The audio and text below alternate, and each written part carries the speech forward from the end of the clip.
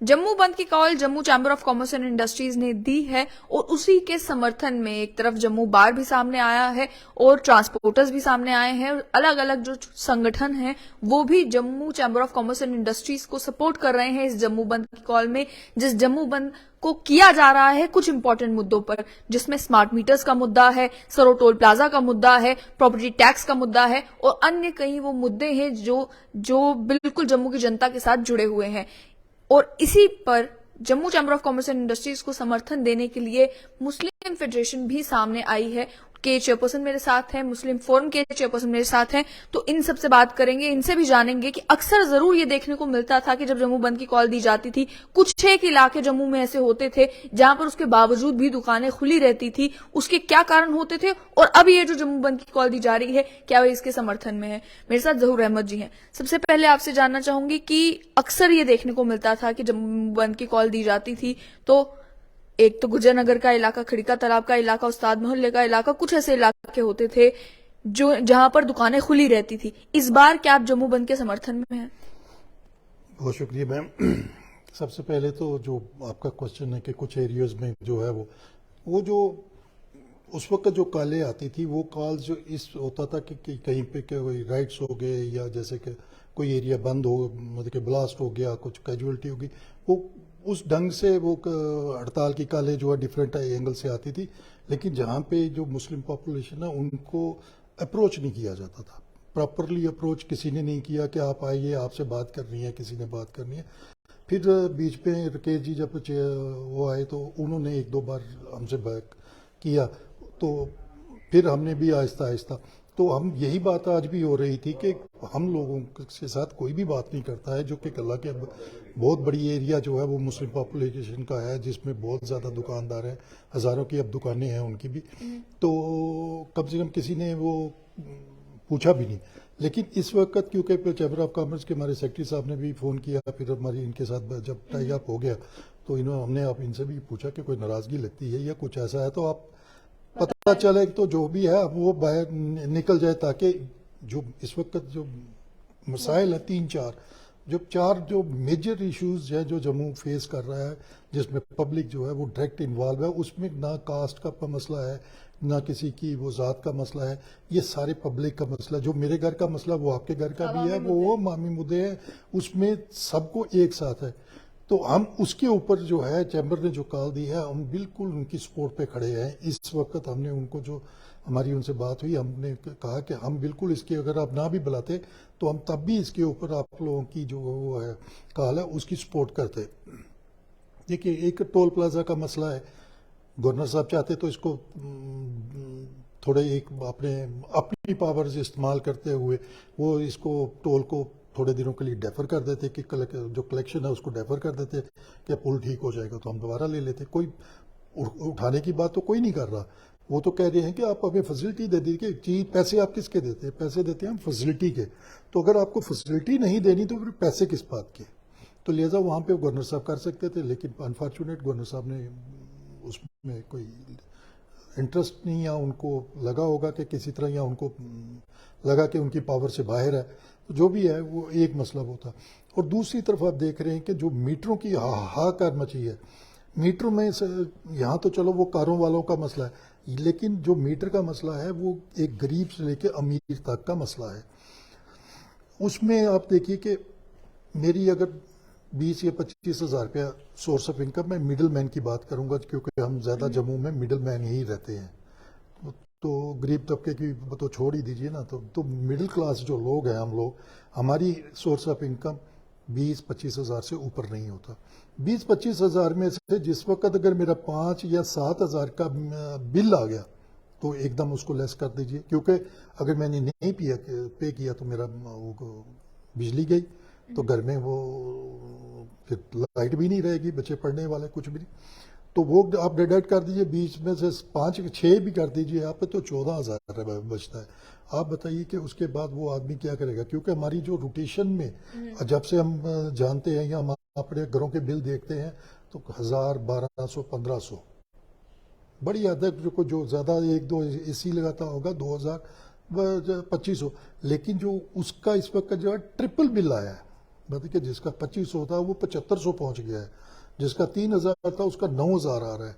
इतना समझ में, हमारी समझ में एक नहीं है, हर आदमी एजुकेटेड है, एक बात समझ में नहीं आ रही, जो पहले मीटर लगे वो 2 साल 1.5 साल पहले लगे हैं, उससे पहले और मीटर थे। कहा जी वो मीटर खराब है, चेंज कर दीजिए, वो मीटर चेंज हो गए। उसके बाद ये मीटर है जी, ये मीटर बेटर है उनसे, तो ये लगा दिए। फिर ये मीटर लगा दिए, भी 1.5 साल के करीब हुआ है कि इन मीटरों को लगा दिया गया। फिर अब ये मीटर भी उतार के कहा जी कि ये स्मार्ट मीटर आ गए हैं, ये ज्यादा एफिशिएंसी। उसके बाद वो हट जाएंगे तो प्रीपेड आ जाएंगे। नहीं, प्रीपेड की बात साथ ही हो रही है ना, कि इसके साथ प्रीपेड। मुझे आप बताइए, आपने पूरे हिंदुस्तान को हम देखते हैं कि पूरे हिंदुस्तान की बात करते हैं जिसके हम पार्ट एंड पार्सल हैं, आप पूरे हिंदुस्तान में कहीं प्रीपेड है कहीं पे कोई चीज? लेकिन उसको लेकर सरकार का ये पक्ष है कि गवर्नमेंट ऑफ इंडिया की तरफ से ये इनिशिएटिव लिया गया है कि धीरे धीरे स्मार्ट मीटरिंग को, प्रीपेड मीटर्स को भी इंट्रोड्यूस किया जाए। अगर उन स्टेट्स में जहां पर बिजली की खपत ज्यादा हो रही है, लेकिन बिजली के लिए जो आपने बिजली इस्तेमाल की है उसके पैसे आपने नहीं चुकाए हैं, उनमें इन लॉसेस को मीटअप करने के लिए जो है ये इनिशिएटिव लिया गया है, ये उनकी तरफ से कहा जाता है। तो आप क्या समझते हैं कि जेएनके के कॉन्टेक्स्ट में जो यहाँ की इकोनॉमिक स्थिति है, खासतौर पर जम्मू में जो इकोनॉमिक स्थिति कोविड के बाद से और 2019 के बाद से, शटडाउन के बाद से, इंटरनेट शटडाउन के बाद से बनी है, क्या लोग केपेबल हैं इस समय कि वो प्रीपेड मीटर को या स्मार्ट मीटर को या इस तरीके से अगर बिजली महंगी होती है तो उसे बर्दाश्त कर सके? मैं आपको ना थोड़ा सा इसमें टेक्निकल पॉइंट्स भी बता देता हूँ, शायद आम जनता को टेक्निकल पॉइंट्स का पता नहीं है कि बिजली में क्या है। बिजली के जिस वक्त ये जो तारें चलती हैं ना, तो इसमें वेपोरेशन होती है इसकी, उसको कहते हैं वेपोरेटेड लॉसेस, ठीक है ना, इलेक्ट्रिक लॉसेस। अब क्योंकि ये प्राइवेटाइजेशन हो गई है, तो उनको वो लॉसेस जो हैं वो ड्यूरिंग द वो फीडर से लेके तो कंज्यूमर तक पहुंचने के बीच में जो लॉसेस होते हैं, ट्रांसमिशन लॉसेस हैं, वेपोरेटेड लॉसेस हैं या दूसरे लॉसेस हैं, आप इनकी बैलेंस शीट अगर ये बनाते हैं, आप उसको कभी मंगवाइए और पढ़िए, उसमें वो लॉसेस दिखाएंगे। वो जो लॉसेस हैं वो उन सबको कवर करने के लिए ये पोस्टपेड उनको कहां से करेंगे? देखिए, आपके अब मीटर लगा है, उसकी आपकी वो चीज लगी है ऊपर, इतनी दूर लगी है, मेरे तो वो दिखता भी नहीं है कि वहां क्या है, और उसकी चिप किसके पास है, कंट्रोल कहाँ पे है? कंट्रोल उसका जानीपुर में कहीं पे है, ठीक है, वो उनकी मर्जी है ना, वहां से उसके ऊपर क्या वो उसको करते, तो वो उन लॉसेस को जो है पूरा करने के लिए वो कंज्यूमर के ऊपर एक्स्ट्रा बर्डन आ रहा है। ये कोई 30 और 35% जो है वो लॉसेस है। अब आप 30%, मतलब 30% मेरा बिल अगर 1000 का है तो उस पर 30% बढ़ा दीजिए, 350 रुपया और चढ़ा दीजिए, इसका मतलब मेरा बिल सीधा जो है 1500 पहुंच गया, 14,500 के पे पहुंच गया। तो ये जो लॉसेस है उनको वो कंपनी है ना, वो तो अपने लॉसेस को कवर करेगी, वो थोड़ा हमें देखेगी कि मेरे लॉस कहाँ से हो रहे हैं, उसने अपने लॉसेस को कवर कर लेना है, रिकवरी कर लेनी है तो फ्रॉम द कंज्यूमर, ये लोगों को पता होना चाहिए। और इसमें गवर्नमेंट को या जो टेक्निकल लोग हैं वो सामने आके लोगों को समझाए ना कि ये लॉसेस का कहाँ जाएंगे, ये लॉसेस का कौन जिम्मेदार होगा, क्या कंज्यूमर जिम्मेदार है, क्या गवर्नमेंट जिम्मेदार है, इसको और कौन पे करेगा, ये सबसे बड़ा मुद्दा है, इसमें एक रहेगा। तो एक मुद्दा जो इस समय जो इस जम्मू बंद के साथ जुड़ा हुआ है वो है प्रॉपर्टी टैक्स का मुद्दा, कि उसको लेकर भी, कि बाकी सारे भी मुद्दे थे और साथ ही में प्रॉपर्टी टैक्स को भी जोड़ा गया है। पिछली बार जो जम्मू बंद हुआ था वो भी प्रॉपर्टी टैक्स के मुद्दे को लेकर हुआ था, लेकिन उस समय यही देखने को मिला कि जहां जो है काफी हद तक जो है वो बंद सक्सेसफुल नजर आया। वही कुछ इलाके जो मैंने कहा कि जो मुस्लिम डोमिनेटेड इलाके कहे जा सकते हैं, वहां पर दुकानें खुली थी। तो वही मुद्दा इस बार भी है। तो क्या प्रॉपर्टी टैक्स के मुद्दे पे आपका भी वही मत है जो Jammu chamber of commerce and industries का मत है? क्या इस बार प्रॉपर्टी टैक्स के मुद्दे को लेकर आप इन्हीं के साथ हैं? देखिए, इस वक्त जो मैक्सिमम जो 4 मुद्दे हैं मेजर, जिसके ऊपर ये बंद की कॉल है, तो चारों ही मुद्दे क्योंकि पब्लिक के साथ जुड़े हुए हैं, डायरेक्ट गरीब आदमी के साथ जुड़े हुए हैं और आम पब्लिक के साथ जुड़े हुए हैं, तो हम इन चारों मुद्दों में जो है वो चैम्बर के साथ हैं, खड़े हैं और शाना बशाना खड़े रहेंगे, क्योंकि ये मुद्दा मेरा इंडिविजुअल ही नहीं है, ये किसी एरिया का मुद्दा नहीं है या किसी और जगह का मुद्दा नहीं है।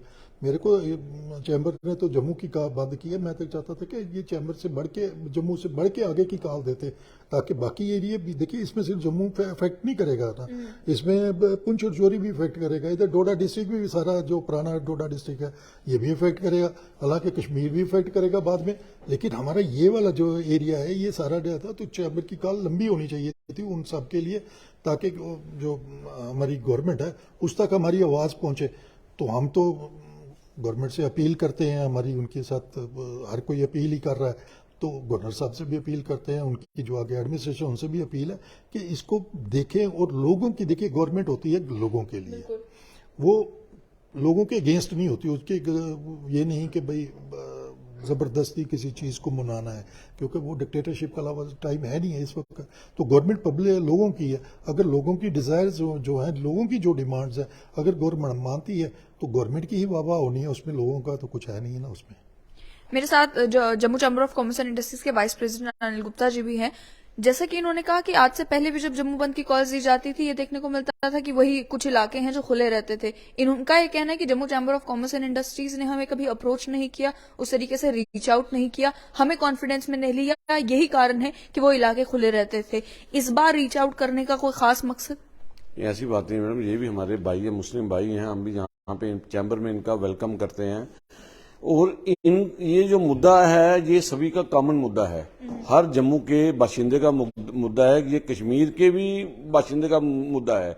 जो प्रॉपर्टी टैक्स, जो अपना स्मार्ट मीटर का इशू है, टोल प्लाजा का इशू है, ये सारे मुद्दे कॉमन है। और इसमें कहीं ना कहीं हमारे जो मुसलमान भाई हैं उनको भी इफेक्ट है।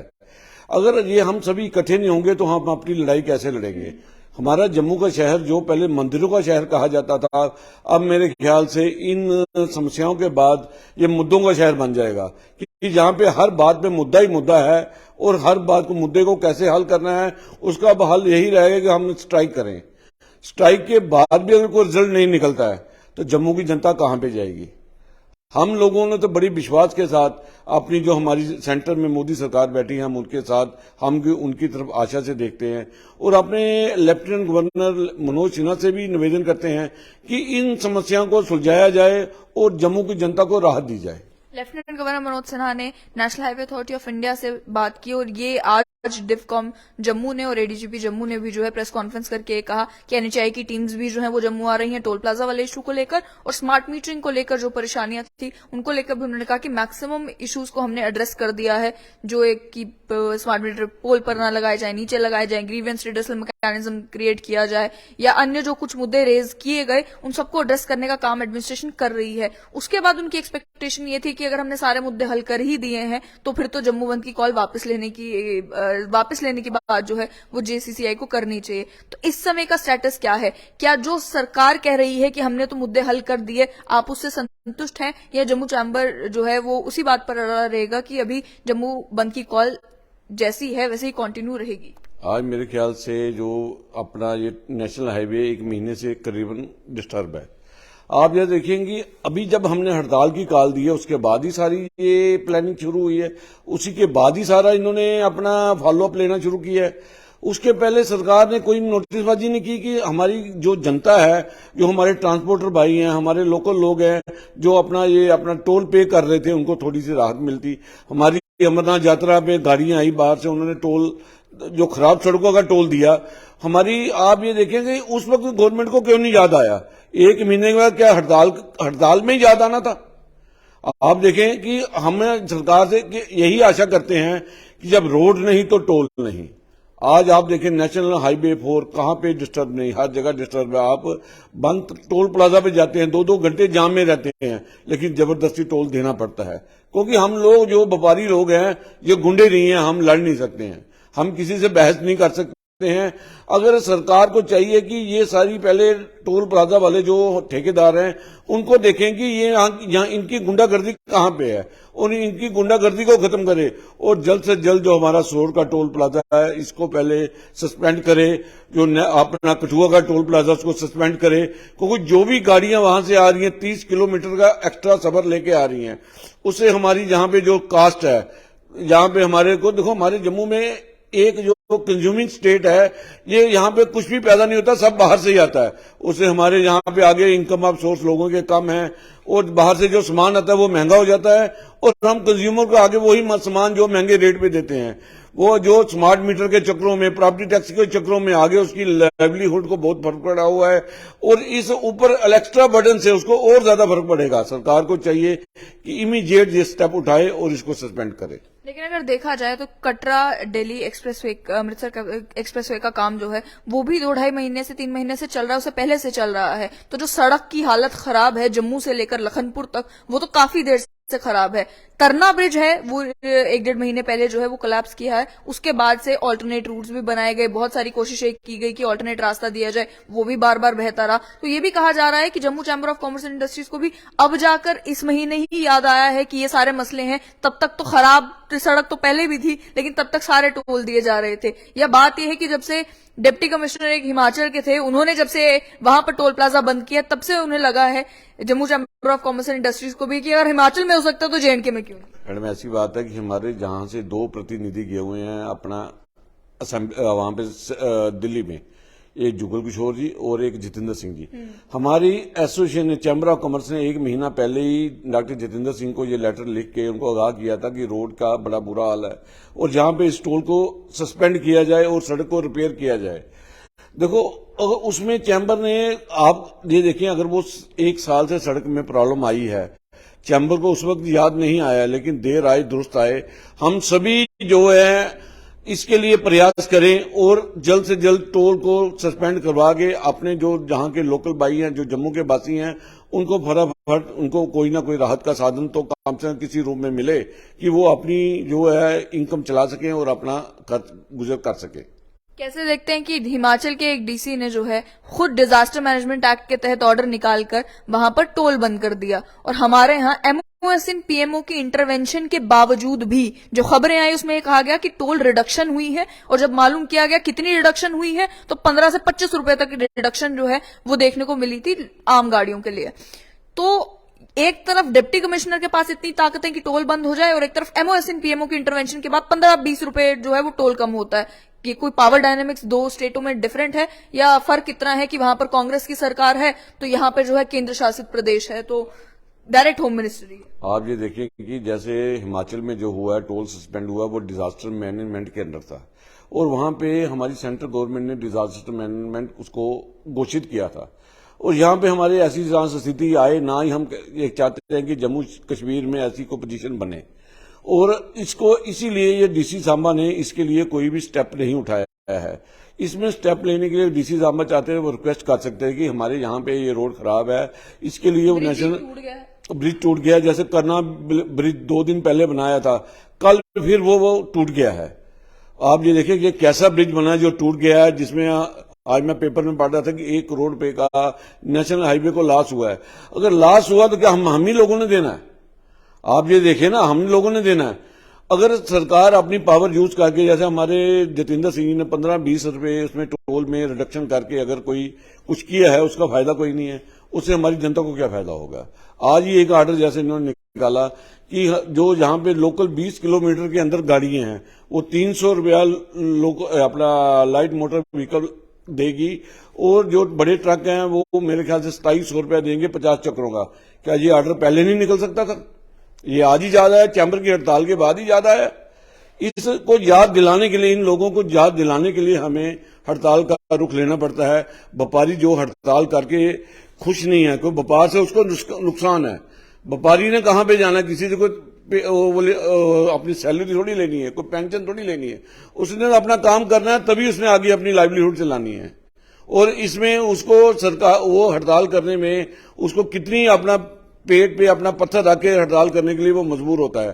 सरकार को वो मजबूरी देखनी चाहिए और फटाफट कोई समाधान निकालना चाहिए। बहुत बहुत शुक्रिया। तो आपने सुना साफ तौर पर कि सरकार को प्रोएक्टिव होकर इन जनता के मुद्दों को एड्रेस करना होगा। और दूसरी बात ये जो देखने को मिल रहा है कि मुस्लिम फेडरेशन जो है वो साथ आई है Jammu chamber of commerce and industries के इस बार के जम्मू बंद को लेकर, और वो कल ही पता चलेगा कि ये जो अलग अलग इलाके हैं, गुजरनगर, तालाब खटीका, उस्ताद मोहल्ला, इन सभी इलाकों में बंद का कितना असर देखने को मिलता है इस बार, क्योंकि जो मुद्दे ये बताए जा रहे हैं कि चारों मुद्दे जो है अवाम के साथ जुड़े हुए हैं। जी बताएं। जी, एक इसमें छोटी सी बात जो कि प्रेस कॉन्फ्रेंस आपने कहा, डिविजनल कमिश्नर साहब ने ये जो कही है, उसमें स्मार्ट मीटर की बात जो कह रहे हैं कि जी स्मार्ट मीटर वहाँ नहीं होंगे, नीचे होंगे।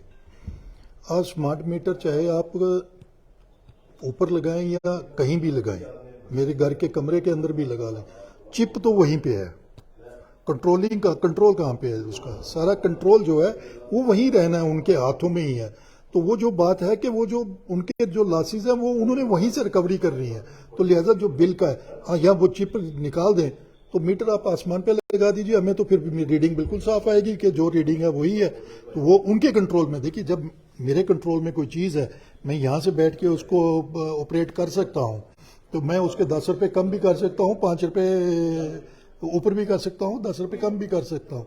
तो ऐसा नहीं है। उसमें कुछ जो है उनको वो कोई अच्छा जो कोई स्मार्ट मीटरिंग का है वो सामने रखे, ताकि लोग जिससे सेटिस्फाई हो सके। ये तो एक आम आदमी भी समझेगा कि जहां मर्जी आपने वहां से उतार के यहाँ लगा दीजिए, फर्क तो उससे कुछ नहीं पड़ने वाला ना। लोग ये कहते नहीं वो हमें दिखाई नहीं देता, मुझे नीचे भी दिखाई देगा, लेकिन प्रॉब्लम वही रहेगी कि मैंने कितने यूनिट जला दिए, उसमें 10 यूनिट जला दिए, हो सकता है उन्होंने 20 कर दिए, तो मेरे को कौन सा पता है कि मेरे घर में 10 ही जले, या मैंने कोई अपना कोई ऐसा मीटर तो लगाया नहीं है जिससे मेरे को पता है कि मैंने 10 ही दिए हैं, तो 20 का कैसे आ गया? तो क्योंकि मीटर के हिसाब से जो आप बिलिंग देख रहे हैं, किसी का 1 लाख से ऊपर, किसी का 1.5 लाख से ऊपर, किसी का 90,000, किसी का तो वो कैसे बिल इतना आ सकता है 3-3, 4-4 महीने का? ये एक सोचने और इस पे गौर करने की बात है। गवर्नर साहब से हमारी अपील है कि वो अपनी एडमिनिस्ट्रेशन को और खुद भी इस पे वो सोचे और पब्लिक का जो है भला कर दे, ताकि लोग जो है उनको याद रखे हमेशा के लिए। बहुत बहुत शुक्रिया। जैसे कि उन्होंने साफ तौर पर कहा कि स्मार्ट मीटर्स को लेकर परेशानियां बहुत ज्यादा हैं, जरूरत इस बात की है कि सरकार इंटरवीन करे, एक्सप्लेन करे लोगों को कि वो क्या कदम उठा रहे हैं इन सभी प्रॉब्लम्स को एड्रेस करने के लिए। और दूसरा जो टोल प्लाजा का मसला, कि अगर हिमाचल में टोल बंद हो सकता है तो जम्मू कश्मीर में क्यों नहीं?